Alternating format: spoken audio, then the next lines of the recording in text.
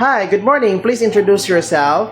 Good morning, good morning, ma'am, sir. I'm Jane Ibu, 35 years old. I'm married and I have a daughter, 3 years old, and I have a brother. I have two brothers and one sister, and I am the youngest of the family. What is your education? High school graduate. Okay, please tell me about your working experience before. My working experience in Saudi Arabia is 8 years.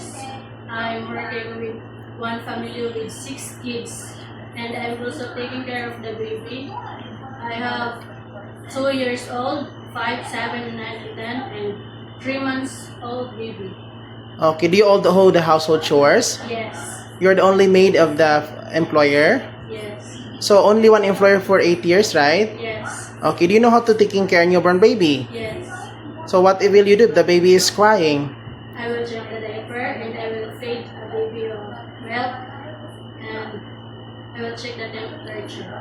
Okay, do you know how to sing a lullaby for the baby? Yes. Can you sing it now? A B C D E F G H I J K L. Okay, thank you. Do you have any allergy? No. Are you scared dogs and cats? No. So do you have dogs and cats in your house? Yes. Do you love cooking? Yes. So what can you rate yourself in cooking? It's good or excellent? Excellent. Okay. So if the baby is very naughty, do you have a long patience for them? Yes. So what is the reason why do you want to come to Hong Kong? I want to work Hong Kong to more experience because I work in Saudi with experiences to learn their culture, and I want to work Hong Kong and support my family. Okay, what about if you have homesick? I will treat my employer as my family so that I will not feel homesick. Oh, okay. Do you have tattoo in your body? No? Can you accept no day off but will pay by your employer? Yes. Can you take care of the person, assist them all their needs? Yes.